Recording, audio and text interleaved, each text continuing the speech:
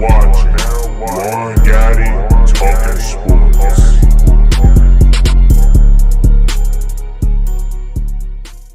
YouTube, what's going on? It's Juan Gotti here with another Washington football team video, and in today's video I'm coming on here to talk about potential landing spots for Morgan Moses if we do in fact trade him or if we do cut him. So without further ado, let's get straight into today's video. But before we do, make sure you guys go down below, leave a like on this video, subscribe if you're new, and turn on post notifications so you get notified when I upload a video about the NFL, in this case our Washington football team. And we're so close to 3,000 subscribers. I know we can get there in no time with you guys support. So without further ado, let's get straight into today's video.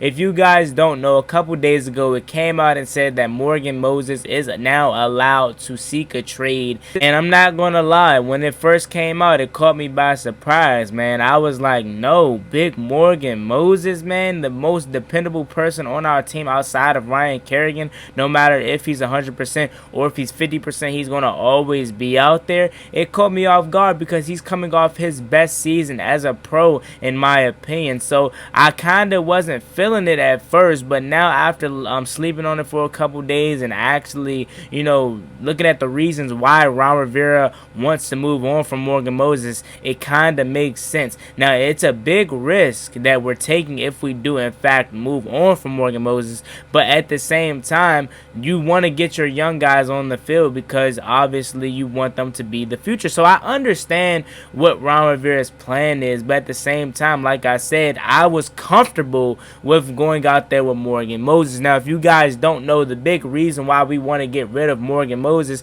is because he's set to make $7.75 million in this upcoming year, which is not a lot by a long shot, but according to Ron Rivera and some insiders for the Washington football team, they're possibly going to be using that money that they can get off the books from Morgan Moses for Jonathan Allen's contract coming up, because it also came out and said that Jonathan Allen should have a contract extension by the start of training camp. So I'm hearing that they want to use what they can get off of Morgan Moses' contract off the books and put it towards John Allen's contract. So like I said, it's all just talks right now, but that's what I'm hearing, that's what I'm reading. And like I said, at first I was kind of, iffy about it, and I'm still iffy about it because I'm not as comfortable as I once was with this offensive line, especially the right side. But I understand what Ron Rivera wants to do here. We have Charles Leno, we brought him in for left tackle, obviously, and we have Samuel Cosme, who we just drafted, and we still have Cornelius Lucas. So we do have a bunch of depth pieces on this team, and I know Charles Leno is going to be more than likely the starter on the left side of the line, and the right side of the line is probably going to be Cornelius Lucas, but it could be Samuel Cosme. It's going to be a fun battle in training camp, and like I said, I would have felt more comfortable with Morgan Moses out there, but he's 30 years old and he's starting to get up there in age, which 30 is not that old for an offensive lineman, but still he wants to go young, he wants to go new, and he wants to go cheap. So that's understandable from Ron Rivera's standpoint. So now with the backstory out the way, let's get into some of these teams that could possibly be in the running for right tackle Morgan Moses. So the first team on my list, why not start in your own division? The Cowboys, Giants, and Eagles can all use Morgan Moses as a right tackle, and even some of them can use him as a left tackle. Starting with the New York Football Giants, they just drafted Andrew Thomas last year, who got off to a slow start in his rookie campaign, but he kind of picked it up towards the later end of the year. If he can build off of what he did last year in 2020, and they add Morgan Moses to the right side of that offensive line, that could be a solid offensive line. And I believe they drafted a right tackle in this year's draft. I could be wrong, I've still yet to look over their draft, but I feel like they drafted an offensive lineman. If they did, they can use a veteran guy like Morgan Moses, who isn't going to be costing them that much money while their young guy develops on the right side of the offensive line. So they really could use a Morgan Moses at right tackle, and if they they have Andrew Thomas at the left tackle position and he can continue to build off what he did last year, the Giants offensive line is going to have a major upgrade to it if they do land Morgan Moses. And let me say these two things before I move on to the next team. I don't see Washington trading within the division with Morgan Moses. I mean, it's possible, you know what I'm saying? I understand we're division rivals, but you can see from the draft picks that have been traded throughout the years with the inside the NFC East this past year with the Dallas Cowboys and the Philadelphia Eagles and Washington and the Eagles later in the draft. So we could possibly trade for him, but I don't see it happening.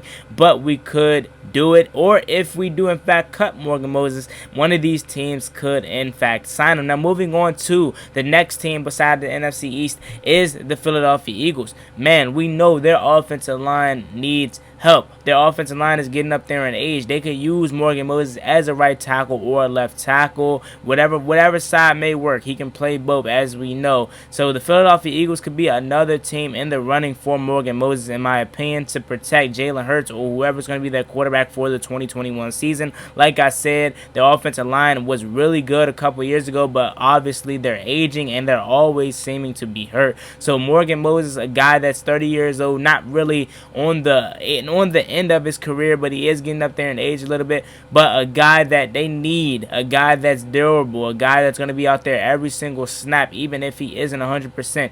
The Philadelphia Eagles haven't had that in a while now, so they do need a guy like Morgan Moses. And honestly, as much as it would pain me to see Morgan Moses don any of these guys' jerseys, whether it's the Cowboys, Eagles, or Giants, it all makes sense. And if he goes to Philly with his buddy Ryan Kerrigan, I'm not going to be surprised one bit, because they need it. Now, moving on to the last NFC East team, the Dallas Cowboys. The Dallas Cowboys need offensive linemen, man, and that's obviously clear. I know a lot of people are going to say, well, the Dak Prescott injury wasn't really on the offensive line, but still, you want to also ensure that offensive line to be the best it can be with Dak Prescott coming back off of that right ankle or left ankle. I don't remember what ankle it was, but that ankle injury nevertheless. So you want to make sure that he has all the protection in the world that he can have, so nothing like that ever happens again. So Morgan Moses, even though it would pain me for him to go to the Dallas Cowboys, it makes perfect sense. Once again, like I said, I don't see us getting no more than a third round out of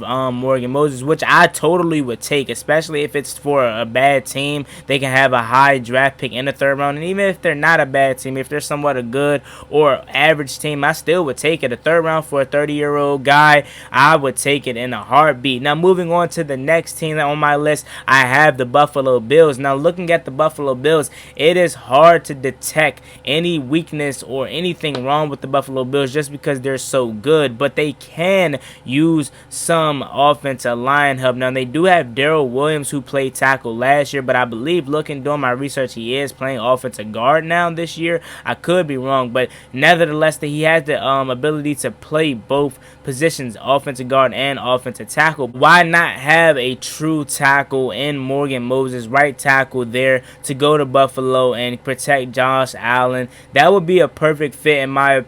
Like I said once again, and I'll continue to say this throughout the video, Morgan Moses is always out there. He's never going to miss a game. And I know Buffalo, it's hard to detect a weakness for their team, but the offensive line is not the best in my opinion. Now, it's not terrible. It's not downright terrible, but it isn't the best. It can always use improvement. And you guys remember a couple years ago when they got Ty Nsekhe from us, who has been solid for him. I haven't really heard too much about him since going to Buffalo, but I do know in his first year with him, or the first couple years with him, he was solid for the Buffalo Bills. So they could use Morgan Moses, and I promise you, if he does go to Buffalo, Big Mo might win himself a ring, man. So it's going to be fun to see. This is probably one of the few teams that I would not be mad if he did go to, because my boy could win a ring, and he does deserve it, man. Putting his heart on the line each and every week, even if he isn't 100%. Moving on to the next team, the Cincinnati Bengals. You guys remember a month ago I made a video on Brandon Sheriff,